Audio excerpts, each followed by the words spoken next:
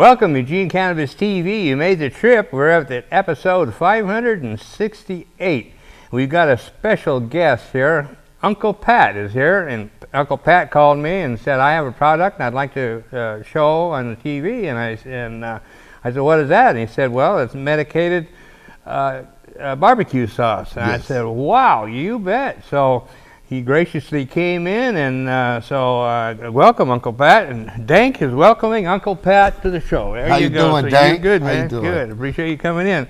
And I even gave a little taste test, and it is tasty. I'm telling you. So, yeah, it's great. And what is the dosage? You know, probably wouldn't want to eat more than how much of that would you say? I would say depending on the person's tolerance level. True. This one at 4 ounces is 135 milligrams for the whole 4 ounce jar. Yeah, that's what you need to know and then figure it out. Yeah, that's great. That's the whole problem in medibles is you got to be careful and don't OD.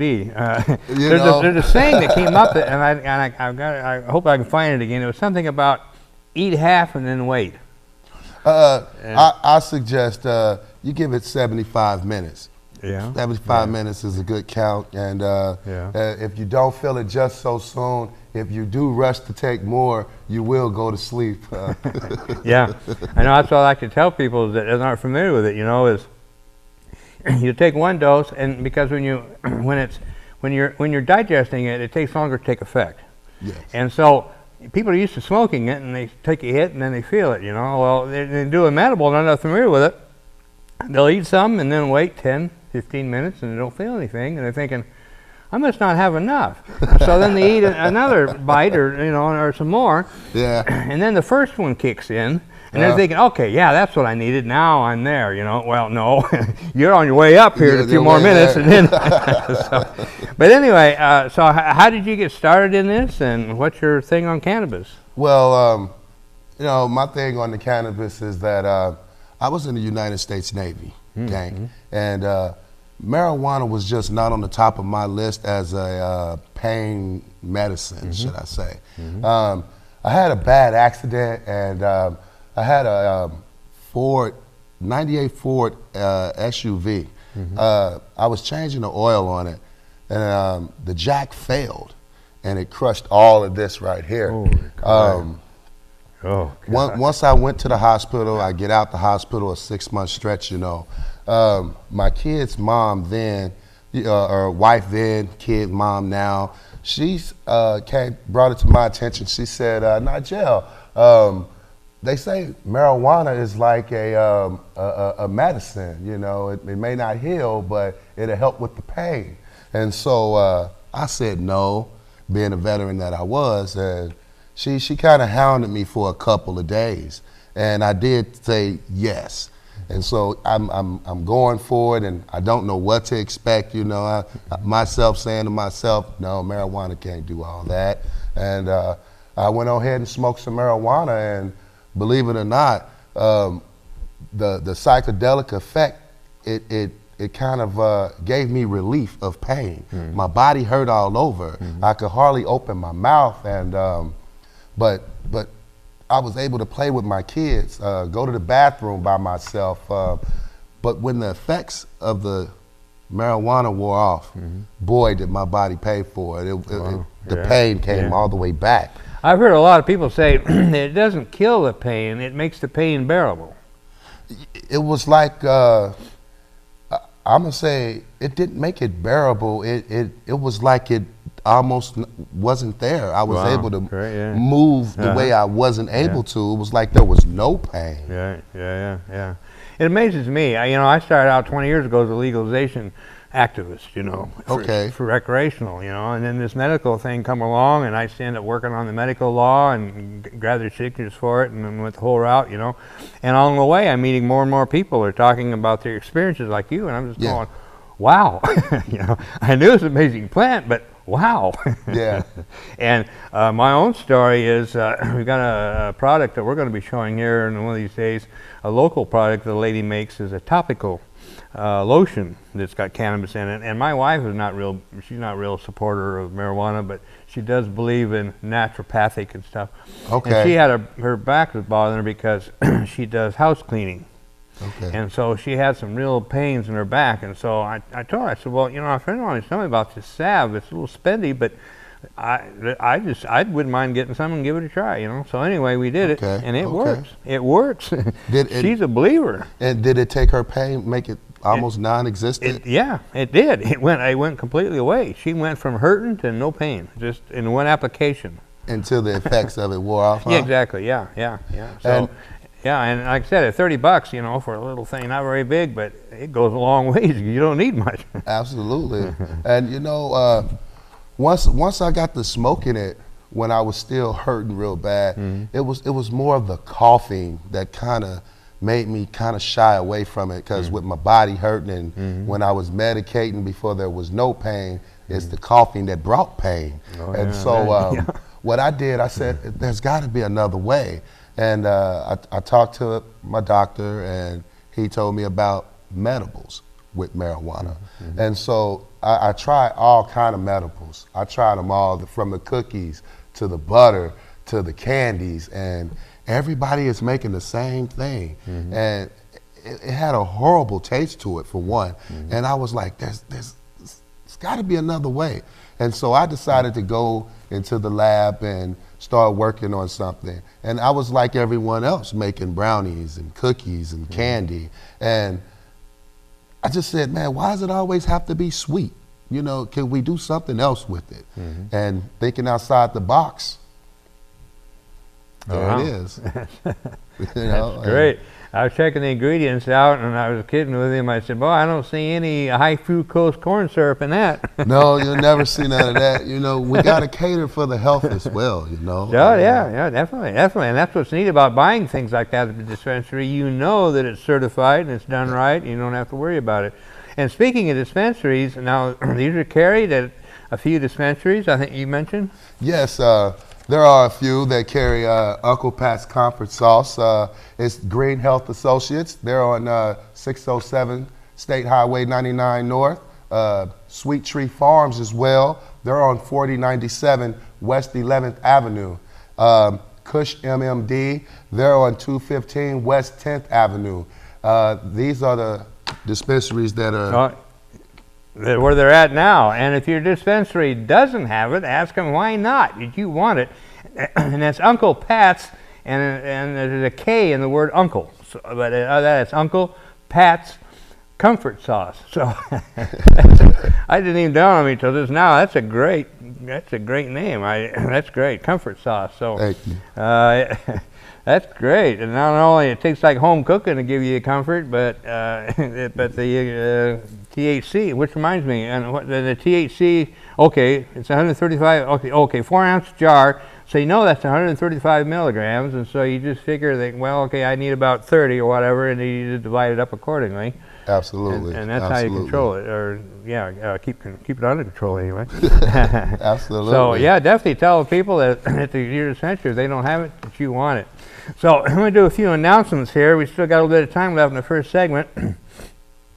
I needed to talk about a sad subject.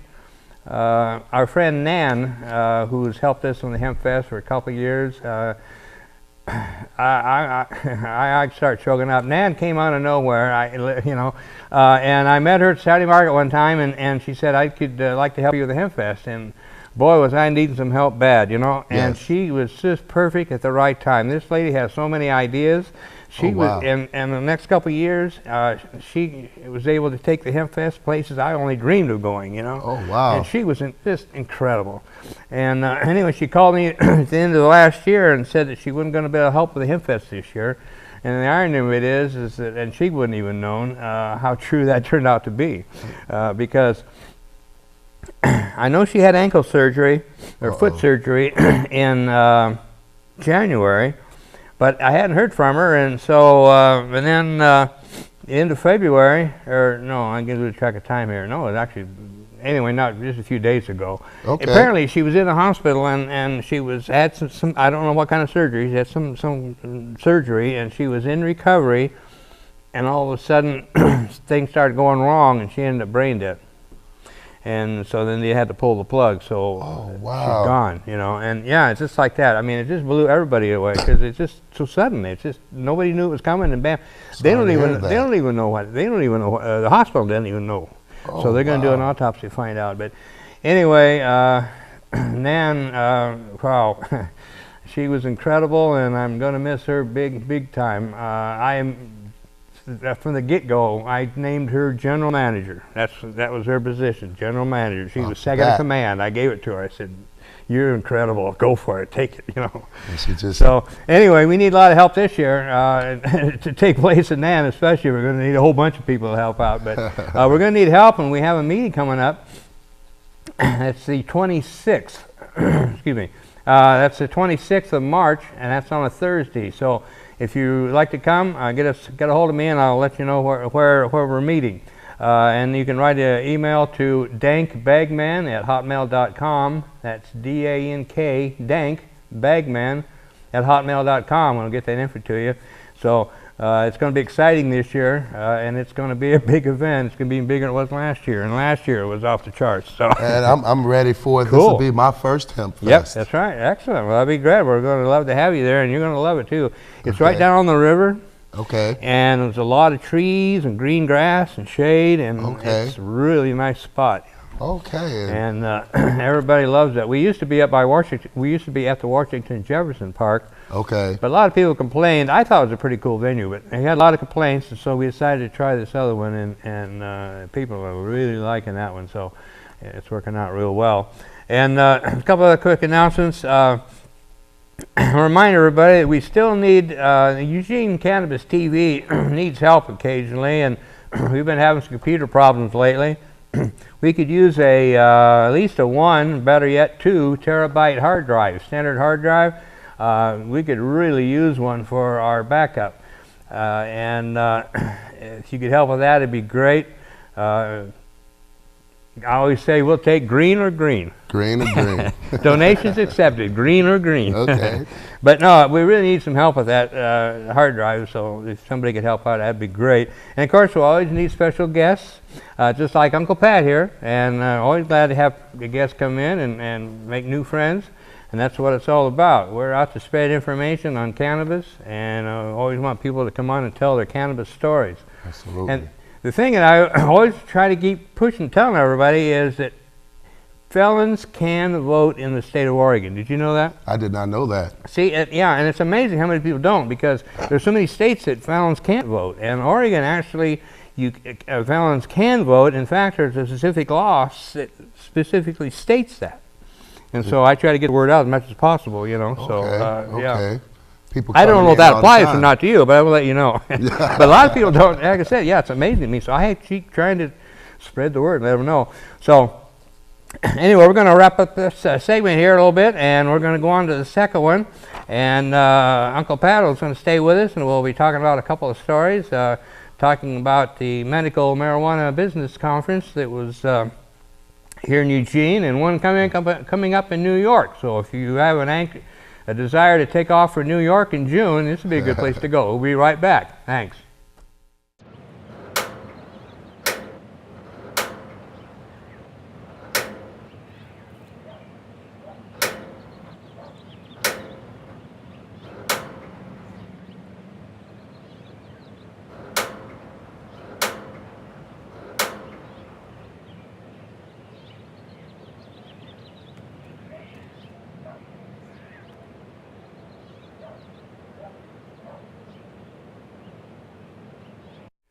Welcome to the second segment of 568, number 568, and we have our special guest, Uncle Pat. We're having a great time here, and we talked all about his comfort sauce that can be picked up locally, and if you can't find it locally, then tell him you want Uncle Pat's comfort sauce. And anyway, I want to talk about some business conferences. If you have a hankering to go to New York City in June, this might be a good place to go. The second annual Cannabis World Congress and Business Exposition is taking place June 17th to the 19th in New York. It's sponsored by the International Cannabis Association and is billing itself as the only event on the West Coast that will provide the latest information, resources, and tools for aspiring cannabis entrepreneurs, healthcare professionals, investors, equality partners, service providers, as well as those already in the business. Led by industry experts in the legal, medical, financial, and product development fields, the conference program in New York will cover important topics and business objectives that are needed to succeed in this rapidly changing and growing industry, according to the organizers. The 40 conference sessions include how to obtain a state license to sell, grow, or produce medical or recreational marijuana, the top 10 things it takes to make a successful medical marijuana operator, attracting Wall Street to your cannabis business, how to maximize the valuation of your cannabis business to achieve the highest possible investments and sale multiples, how to work with unions for your New York State medical marijuana business, what physicians need to know to prescribe medical marijuana to their patients.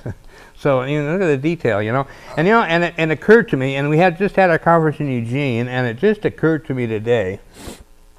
I've said years ago that the reason we can't get medical marijuana, the reason we can't get marijuana legalized, because there's no money in it. Okay. And when the medical came along, all of a sudden there's money to be made, and man, everybody got on the bandwagon, and the medical went, and then everybody went, wow, and then we got the dispensaries, and now it's a money trip, and now we're rolling, So then legalization comes along, and well, yeah, there's money in legalization, recreational, we're rolling, baby. And so now it's all a big money grab, and now we got these conferences like the one here in Eugene. Yes, and the thing I'm wanting to know about the conferences is what type of information are they putting out? Are they putting out the information that we need to know, or are they telling us things that we already know? Well, there's multiple questions about this particular conference in Eugene. Yeah.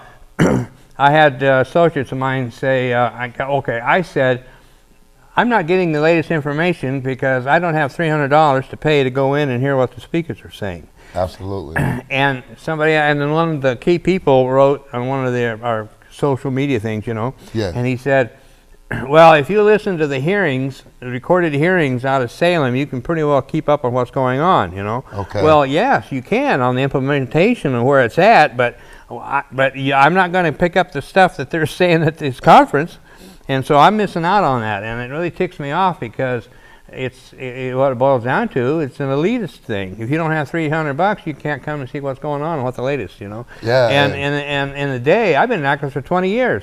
I've gone to multiple events, Yes. And Yes. I never pay for an event. I mean, I have to organize the damn thing, but now I'm an outsider, and so I was going to put on my media tag and go in, Okay. but I just didn't feel well this weekend, so I ended up not doing it. But Okay. but I will do it at some point because I want to get in and report what's going on, good or bad, Yeah, I mean, I was wondering what is the information there for $300? What comes with the $300? Did you get a room or what? Yeah, I know. Well, on this, let me finish up the New York thing real quick. It turns out the admission is $400 to $900 depending when you lay your money down. So wow. But the one here wasn't quite that bad, but still, it's plenty. So the here it is. High on Business. Yeah, there you go. It is this was in today's Register Guard, written by Deshelle Paulson, titled "High on Business." And that's another thing. The Register Guard hasn't been a real supporter of cannabis, even though they did endorse Measure 91, which blew me away. But anyway, so here they write this article on the medical marijuana industry, and it's titled "High on Business." That to me is very disrespectful. But maybe I'm over. Well, I can say you're not. I mean, we're businessmen too. When you do marijuana, and just because we're businessmen don't mean we need to get treated like scum. But if we decide to put this on there, would it be okay? Or would we look at it like that? But I see us being professional and using terms like this, high on business. I feel that's not allowed. That's saying that we're nothing to me. There's a marijuana magazine called Dope. Did you know that? I didn't. It's a cool magazine. Very nice, slick. I mean, very classy magazine. Okay. but it's called dope. Dope. And I am so offended by that. And I'm thinking you couldn't have picked a better name. It's something. I mean. But then I said that on Facebook, and somebody wrote back and said, "Well, dope has a different connotation than it used to, and it's not so bad now, and it's more acceptable." And I'm thinking, no, it's. When they call marijuana dope, it just ticks me off. But anyway, it's semantics, I guess. So anyway, back to the article. This was today's Registered Guard. Entrepreneurs, inventors, farmers, marketeers, consultants, politicians, and patients, more than 700 of them in all, packed the Hilton Eugene on Sunday for the first day of the 3rd Annual Oregon Medical Marijuana Business Conference. Now, by the way, let me insert here real quick on this first paragraph. You notice there's one word missing, activists. That word isn't there. And some would argue, oh yeah, a lot of those people there are activists. Well, yeah, they are, but I'm talking about activists that don't have $300 to pay to get into this shindig, you know. Yeah, we're so the anyway, true activists. We are. Yeah. So anyway, so it goes on to say they came to network and to learn more about Oregon's expanding marijuana industry. It's the fastest growing business in America, said Alex Rogers, the conference organizer and Ashland businessman who has set up numerous conferences on medical marijuana on the West Coast. Statistics bear Rogers out. According to a January report by ArcView Market Research, the U.S. cannabis industry has grown 74% since 2013 and is worth $2.7 billion. What? That makes it the country's fastest growing industry. The report estimates that legal cannabis markets in the United States will grow 32% this year. Gary Johnson, former 2-year governor of New Mexico and now president of Cannabis Sativa Incorporated, was Sunday morning's keynote speaker. I do believe we are going to legalize all marijuana, Johnson told the enthusiastic crowd. He predicted that if California legalizes recreational marijuana in 2016, following Washington, Colorado, and now Oregon, Alaska, and Washington, D.C., there could be a snowfall effect resulting in weed being legal in the majority of states within 5 years. Okay. As a result of the Oregon voters' approval of Measure 91 last fall, marijuana will be legal to grow, smoke, and share in limited amounts starting July 1st. But it can be sold only through medical dispensaries. Okay. Many of the businesses represented at the conference, which concludes today, don't sell marijuana at all, but instead we're advertising their services and products to dispensaries and growers, testing labs, real estate companies, confectionery makers, consultants, and machinery, heating, air conditioning, and vaporizing manufacturers, all were in attendance, to name a few.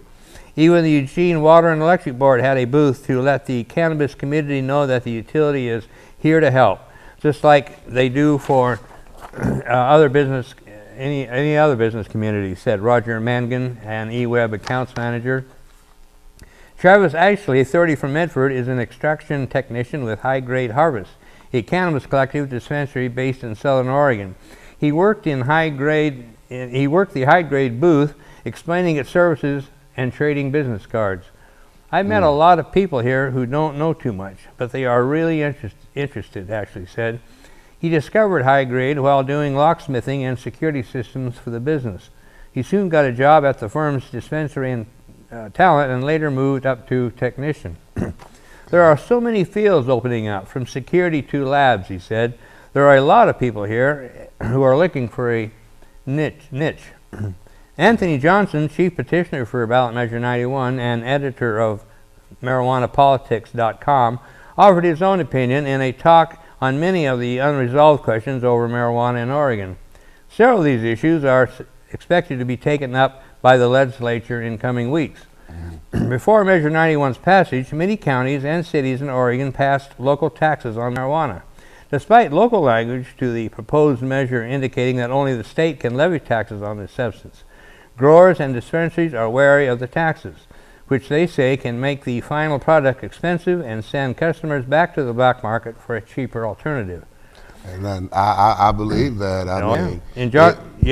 Johnson said he's confident that all the piggyback taxes will succumb to legal challenge or legislative directive. I don't know. But I still think it's insulting that marijuana would be the only medicine that's taxed in the state. Right on that. Johnson said that by next year, it's possible that new laws or initiative proposals will legalize marijuana commercially in Oregon so that any licensed business can buy or sell or just marijuana dispensaries. So now that last statement is kind of a case in point, because I'm trying to keep up on what's all going on as possible. Now this is the first I heard of anything about a new initiative. And I don't know, and I've written, I have his email address, and anyway, I've written to him and said, what the heck are you talking about? I don't know anything, and so I haven't heard back from him yet. So anyway, you want to comment on, about the taxes? Yeah, with the taxes, I say if the state's going to tax it, another jurisdiction taxes it, that's going to leave the black market just wide open. It's going to take a reasonable price to an unaffordable price. I mean, I could eat Kraft macaroni and cheese instead of Velveeta. I mean, but if they both was priced the same, I'll go with Velveeta. But why should Kraft macaroni be as much? You know? Right. Yeah, it's interesting. We don't know where we're going to go yet with this, but it's an interesting process. Also, wanted to quickly remind everybody about my Just Say No brochure. This is a great little pamphlet I put together. This information isn't in one place that I knew of, so I put my own pamphlet together and been doing this for a number of years, and keep it updated. So if you need a clinic to get your card, or if you have a card and need some resources on where to get your medicine or help you grow it, or all that, that's all in here. Our normal chapter is in here. Our TV show, the Hemp Fest, everything you need to know is in here.